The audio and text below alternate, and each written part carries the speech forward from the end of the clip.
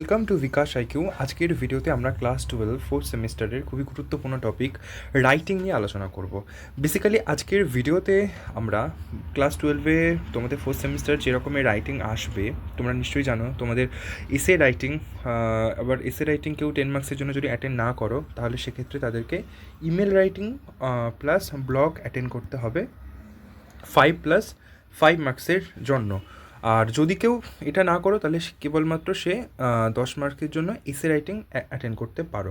এসেতে কিন্তু শুধু এসে অ্যাটেন্ড করলে কিন্তু 10 মার্কস পাওয়া যাবে, কিন্তু প্রপারলি সেটা তোমাদেরকে অ্যাটেন্ড করতে হবে, লিখতে হবে, এবং কিছু স্ট্র্যাটেজি রয়েছে সেগুলোকে তোমরা যদি ফলো না করো তাহলে পারবে না তোমরা। এর আগে চ্যানেলের মধ্যে তোমাদের সে সংক্রান্ত ভিডিও দেওয়া হয়েছে অবশ্যই। আজকের ভিডিওতে যেটা স্টুডেন্টদের অনেকের প্রচুর ডিমান্ড সেটা হলো ফরম্যাট। বেসিক্যালি তারা বিভিন্ন টপিকস বা আদার্স যত রকমের টাইপস আছে তারা হয়তো পড়তে গিয়ে তাদের প্রবলেম হচ্ছে, তো তারা চাইছে কিছু ফরম্যাট, অর্থাৎ এমন একটা ফরম্যাট যেটাকে কাজে লাগিয়ে তারা অনেক এসে লিখতে পারবে, এরকম ফরম্যাট। তো চলো আমরা সেরকম কিছু ফরম্যাট দেখে নেব। তবে একটা কথা বিশেষ উল্লেখযোগ্য সেটা হলো, দেখো, ফরম্যাট সংক্রান্ত কিন্তু এই যে ভিডিওটা সেটা আমাদের প্রথম ভিডিও চ্যানেলে আজকে। আগের ভিডিওতে আমরা বেসিক্যালি ফরম্যাট নয় বরং বিভিন্ন টাইপের এসে যেগুলো আসতে পারে সেগুলো আমরা দেখিয়েছিলাম। তবে ইংলিশে যেহেতু তোমাদের বিভিন্ন আলাদা আলাদা টাইপ রয়েছে, মানে যে কোনো রকমের তোমাদের এসে আসতে পারে, সুতরাং ফরম্যাটটা কিন্তু এখানে এনাফ নয়। তোমাদের যদি সায়েন্স রিলেটেড কোনো একটা এসে আসে তাহলে তার একটা হয়তো ফরম্যাট হবে। অপরদিকে তোমাদের যদি কোনো ধরো কোনো এনভায়রনমেন্ট বা কোনো সোশ্যাল ইস্যুর ওপর কোনো আসে তাহলে সেক্ষেত্রে আলাদা ফরম্যাট হয়ে যাবে, সুতরাং ফরম্যাটটা কিন্তু চেঞ্জ হবে। বাট হ্যাঁ, সায়েন্স রিলেটেড যে কোনো কিছু আসতে পারে, ধরো সায়েন্স বা টেকনোলজি বা আর্টিফিশিয়াল ইন্টেলিজেন্স, তো এই ধরনের যে টপিকগুলো যেটা সায়েন্সের মধ্যে পড়বে, তো সায়েন্স রিলেটেড একদম ভালো করে বোঝো, সায়েন্স রিলেটেড যে টপিকগুলো থাকবে সেগুলো তোমরা এই একটা ফরম্যাট কাজে লাগিয়ে কিন্তু লিখতে পারবে এক্সামে। তো চলো আমরা দেখে নেবো সেই ফরম্যাটটা। প্রথম কথা হলো যে তোমাদের ধরো টাইটেল সেটা তোমাকে লিখতে হবে, সেটা এরকম এর নাম লিখবা। লেখার পর সেক্ষেত্রে তোমরা সেটা বক্স করতে পারো বা সেটা ক্যাপিটাল লিখে দেবে, নিচে আন্ডারলাইন করে দিলে। সেটার পর তোমরা কিন্তু এরকম করে ইন্ট্রোডাকশান দিয়ে লিখতে পারো। ইন্ট্রোডাকশান বা সেটার ধরো বডি অফ দ্য আনসার, সেটাকে তুমি যদি অনেক ভাগে ভাগ করতে চাও, তার অ্যাডভান্টেজ বা ডিসঅ্যাডভান্টেজ, প্রবলেম, যে কোনো কিছু, কোনো ইনফরমেশন তোমরা এরকম পয়েন্টের থ্রু দিতে চাও, সেটা খুব ভালো কথা। কেউ যদি মনে করো এরকম ইন্ট্রোডাকশান, অ্যাডভান্টেজ, ডিসঅ্যাডভান্টেজ এগুলো দেবে না, শুধুমাত্র প্যারাগ্রাফ ফর্মে লিখবে, বুঝলে? ধরো এরকম করে লিখলে তারপর আবার তুমি এখান থেকে লিখছো, কিন্তু এইগুলো তুমি মেনশন করছো না, তাহলেও চলবে, সেটাও ভালো, কোনো অসুবিধা নেই। তবে পয়েন্ট করে লিখলে অনেক ভালো। তো চলো আমরা দেখে নিই তোমাদের ফরম্যাটটা। প্রথমে ইন্ট্রোডাকশান ভূমিকা, তারপর আমরা কিন্তু শুরু করছি। বিশেষ কিছু এখানে তোমাকে নিজ থেকে লিখতে হচ্ছে না, শুধুমাত্র এখানে টপিক নেম যে জায়গাগুলো রয়েছে সেখানে যে টপিকটা তোমাদের রয়েছে টপিকের নামটা তোমাকে মেনশন করতে হবে। এখানে দেখো টপিকের নাম রয়েছে, তোমাকে মেনশন করতে হবে। এখানেও টপিকের নাম মেনশন করতে হবে। অ্যাডভান্টেজের ক্ষেত্রে এখানে টপিকের নাম মেনশন করতে হবে, আবার নিচে টপিকের নাম মেনশন করতে হচ্ছে, এখানে মেনশন করতে হচ্ছে। কোনো সায়েন্স রিলেটেড বা আর্টিফিশিয়াল ইন্টেলিজেন্স বা সায়েন্স রিলেটেড যে কোনো রকমের এসে যদি আসে তাহলে তুমি সেক্ষেত্রে লিখতে পারবে। এবং আরেকটা জিনিস উল্লেখযোগ্য, শুধুমাত্র এটা তোমরা কিন্তু এসের জন্য নয়, এই ধরনের এসে কিংবা ধরো এই ধরনের কোনো ব্লগ যদি তোমাদের পরীক্ষাতে আসে, ব্লগ রাইটিং, সেক্ষেত্রেও তোমরা লিখতে পারছো। তাহলে ফরম্যাটটা তোমরা যদি ভালো করে মুখস্থ করো, তোমরা এসে রাইটিং কিংবা তোমরা ব্লগ উভয় ক্ষেত্রেই কিন্তু তোমরা খুব হেল্প পাচ্ছ। এবার তোমরা যে এসে করবে সে এসে করতে পারো, আর যারা ব্লগ করবে তার সাথে তাকে ইমেল রাইটিংটা অ্যাটেন্ড করতে হবে। তো তারপরে চলো আমরা দেখি। তারপরে রয়েছে ডিসঅ্যাডভান্টেজ বা প্রবলেম। এক্ষেত্রেও তাই, দেখো তোমাদের টপিক নেমের জায়গাটায় টপিক নেমটা মেনশন করতে হবে, এখানেও টপিক নেম মেনশন করতে হচ্ছে, এখানেও টপিক নেম মেনশন করবে। টপিক নেমগুলো তোমাকে দিতে হবে, তারপর লাস্টে কনক্লুশন, উপসংহার, সেক্ষেত্রেও তোমাকে টপিক নেমগুলো দিতে হবে। তো আমরা একটুখানি চলো তোমাদেরকে পড়ে শোনাবো, খুব সহজভাবেই লেখা রয়েছে। In the modern age of science and technology, এই যে সায়েন্স আর টেকনোলজি যে আধুনিক যুগ, টপিক নেম এখানে তোমাকে মেনশন করতে হবে, has become an important part of human life, আমাদের মানব জীবনে খুবই গুরুত্বপূর্ণ একটা অংশ হয়ে উঠেছে। সেটা আর্টিফিশিয়াল ইন্টেলিজেন্স হোক বা সায়েন্সের যে কোনো টপিক হোক, সেটা তুমি ওখানে মেনশন করবে। নাও ডেজ, আজকালকার দিনে টপিক নেম, টপিকটা দেবে plays a vital role in shaping the present day world. আজকের যে দিন, এই আজকের দিনে যে পৃথিবী, এই পৃথিবীটার শেপে কিন্তু খুবই গুরুত্বপূর্ণ একটা রোল প্লে করছে। The rapid advancement of science, দেখছোই তোমরা কীরকম সায়েন্সের মানে অত্যধিক প্রগতিশীল সময় বর্তমানে, মানে ইনস্ট্যান্ট সমস্ত কিছু চেঞ্জ হচ্ছে। আজ যেটা রয়েছে কাল সেটা আপডেট হচ্ছে, সেটা পুরনো হয়ে যাচ্ছে। তো has brought significant changes in our life. তাহলে সায়েন্সের যে এই র্যাপিড অ্যাডভান্সমেন্ট সেটা আমাদের জীবনে, আমাদের সমাজে, সোসাইটিতে কিন্তু খুবই গুরুত্বপূর্ণ, তাৎপর্যপূর্ণ কিন্তু চেঞ্জেস বা পরিবর্তন আনছে। এটা তোমরা কিন্তু যে ক্ষেত্রে যে কোনো ক্ষেত্রে ইউজ করতে পারবে। এখানে তারপরে রয়েছে, তোমাদের যদি বাংলা মানে লাগে তো তোমরা অবশ্যই কমেন্ট করবে, তোমাদের বাংলা মানে দিয়ে দেওয়া হবে। বেসিক্যালি এগুলো খুবই সহজ সরল, সেখানে বাংলা মানে বারবার বলার প্রয়োজন পড়ে না। আর এই ফরম্যাটটাকে কাজে লাগিয়ে তোমরা এই ধরনের যে কোনো এসে লিখতে পারবে, যেমন ধরো science in everyday life, science a blessing of curse, science a blessing or a curse, মানে আশীর্বাদ নাকি অভিশাপ, role of science in modern life, information technology, internet non main, artificial intelligence, mobile phone uses and abuses, digital India, online education, sorry এখানে এটা mention করা নেই I think, social media এই যে সোশ্যাল মিডিয়া। তো এই ধরনের যে কোনো কিছু তোমরা লিখতে পারবে। দেন আমরা একটা অন্য এবার টাইপ দেখে নেবো, কোনো সোশ্যাল ইস্যুর ওপর যদি তোমাদের এসে আসে, যেমন আনএমপ্লয়মেন্ট হতে পারে, সেটা পলিউশন হতে পারে, যে কোনো পলিউশন, চাইল্ড লেবার বা ধরো দাম বাড়ছে, পপুলেশন, করাপশন, দুর্নীতি, এই ধরনের যে কোনো কিছু সংক্রান্ত যদি কোনো মানে যেগুলো সোশ্যাল ইস্যু, সমাজে কোনো ইস্যু সংক্রান্ত কোনো যদি এসে আসে, তাহলে সেক্ষেত্রে তোমরা কিন্তু এই ফরম্যাটটা ইউজ করতে পারবে। এই ফরম্যাটের মধ্যে কী রয়েছে, প্রথমে সেই একই রকম ইন্ট্রোডাকশন, কজেস, কেউ যদি মনে করো পয়েন্ট দেবেন, ইন্ট্রোডাকশন, কজ, এফেক্ট এরকম করে তাও চলবে, সে শুধুমাত্র কিন্তু পরস্পর লিখে যেতে পারো, শুধুমাত্র টপিক নেমের জায়গায় তাকে সেই টপিক নেমটা দিয়ে দিতে হবে। সেটা আনএমপ্লয়মেন্ট ইন ইন্ডিয়া হোক, সেটা প্রাইজ হোক, বা সেটা ধরো যে কোনো সমস্যা, কোনো ধরনের পলিউশন হোক, চাইল্ড লেবার হোক, যে কোনো ধরনের ওরকম কোনো যেটা সমাজে প্রবলেম ক্রিয়েট করতে পারে এরকম কোনো টপিক হলে তোমরা এই ফরম্যাটটাকে কিন্তু কাজে লাগিয়ে লিখতে পারবে।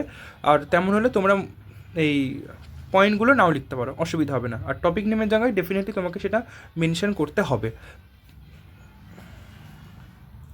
দেখো এগুলোকে কাজে লাগিয়ে তোমরা আনএমপ্লয়মেন্ট, পপুলেশন সংক্রান্ত যে কোনো ধরনের ধরো তোমরা লিখতে পারবে। আনএমপ্লয়মেন্ট প্রত্যেকটা গুরুত্বপূর্ণ, তবে এগুলোর মধ্যে যেটা সবথেকে বেশি গুরুত্বপূর্ণ আমরা একটু দেবো, এই আনএমপ্লয়মেন্টটা গুরুত্বপূর্ণ, বিশেষ করে করাপশান গুরুত্বপূর্ণ, তারপরে gender inequality, youth unemployment, basically social media and it's impact on youth গুরুত্বপূর্ণ বিশেষ করে।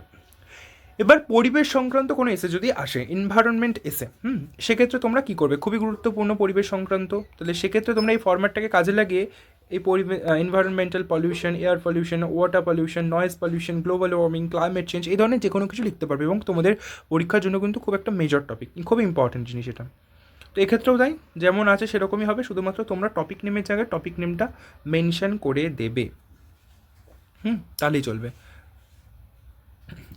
আর তোমরা যদি মনে করো এইটা খুব একটা সুন্দর জায়গা, স্টুডেন্ট অ্যান্ড ইউথ রোল, মানে যে কোনো ইস্যুতে ক্ষেত্রে তোমরা যদি মনে করো স্টুডেন্ট বা ইউথের তরুণদের কী রোল রয়েছে সেটা তোমরা মেনশন করে দেবে, এবং তোমরা টপিক নামটা অবশ্যই মেনশন করবে। দেন রয়েছে কি, সরি এই ফরম্যাটটা কাজে লাগিয়ে তোমরা কিন্তু এগুলো লিখতে পারো, হ্যাঁ, save water, save life, plastic pollution, then conservation of environment, deforestation, importance of trees, plastic pollution, health and awareness এসে।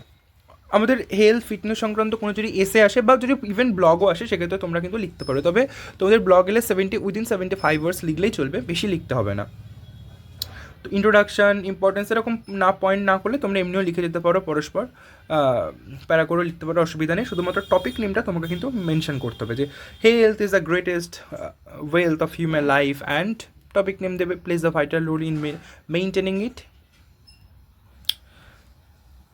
এরপরে তোমাদের দেখো কী রয়েছে, এগুলো কাজে লাগে তোমরা এরকম যেগুলো লিখতে পারবে, যে ধরনের এসেগুলো লিখতে পারবে, basically yoga, meditation, mental health awareness, importance of physical exercise, এগুলো বেসিক্যালি লিখতে পারবে। এরপরে রয়েছে কি না, বায়োগ্রাফি এসে। বায়োগ্রাফি এসের ক্ষেত্রে তোমরা জীবনীমূলক কোনো ধরনের ধরো টপিকের উপর তোমরা লিখতে পারবে, সেটা যে কোনো বিখ্যাত মানুষ হোক, গ্রেট যে কোনো পার্সোনালিটি হোক, সায়েন্টিস্ট হোক, লিডার হোক, রাইটার হোক, কোনো সোশ্যাল রিফর্মার হোক, যে যারা রামমোহন রায় বলো, রবীন্দ্রনাথ ঠাকুর বলো, বিবেকানন্দ বলো, কোনো বিজ্ঞানী বলো, আইনস্টাইন বলো, নিউটন বলো, তুমি লিখতে পারবে। তোমাদের বাংলাতেও যেমন জীবনী বলে একটি সূত্র অবলম্বনে যে রচনা তোমাদের বাংলাতেও রয়েছে, ঠিক সেরকম অনেকটা। ইন্ট্রোডাকশান, বার্থ, আর্লি লাইফ, এগুলো তোমরা যদি পয়েন্ট না করো তোমরা এমনি পরস্পর লিখতে পারো। নেম অফ দ্য পার্সন, যে ব্যক্তির সম্পর্কে তোমার এসে বা বায়োগ্রাফিটা লিখতে দিয়েছে তার নাম মেনশন করবে, এবং যে ক্ষেত্রে নেম দেওয়া রয়েছে সেক্ষেত্রে তার নামটা দিতে হবে। আর তিনি কবে জন্মেছেন, ডেট, প্লেস, নেম, আশা করা যেগুলো তোমাদের যখন কোয়েশ্চেন থাকবে কোয়েশ্চেনে হিন্টস দিয়ে দেওয়া হবে সেই ডেট, সেই ব্যক্তির ডেট, প্লেস, নেমগুলো। হ্যাঁ, তো নেমের জায়গায় সেই ব্যক্তির নাম ইউজ করবা, আর ডেটের প্লেসের জায়গায় তিনি কোথায় জন্মেছেন, আর ডেটে তিনি কোন দিনে জন্মেছেন সেই ডেট দেবে, তাহলেই অসুবিধা হবে না। আবার অপরদিকে আরেকটা জিনিস সেটা ভালোভাবে খেয়াল করতে হবে, তিনি যদি মেল হন তাহলে সেক্ষেত্রে হিজ ব্যবহার করবে, আর তিনি যদি ফিমেল হন তাহলে হার ব্যবহার করবে। এই হিজ আর হারের ব্যবহারটা নজর রাখবে। তিনি পুরুষ হলে হিজ হবে, তিনি যদি মহিলা হন তাহলে হার হবে। যদি বেগম রোকেয়া হয় তাহলে হার হবে, যদি রবীন্দ্রনাথ হয় তাহলে হিজ হবে। সহজ বিষয়।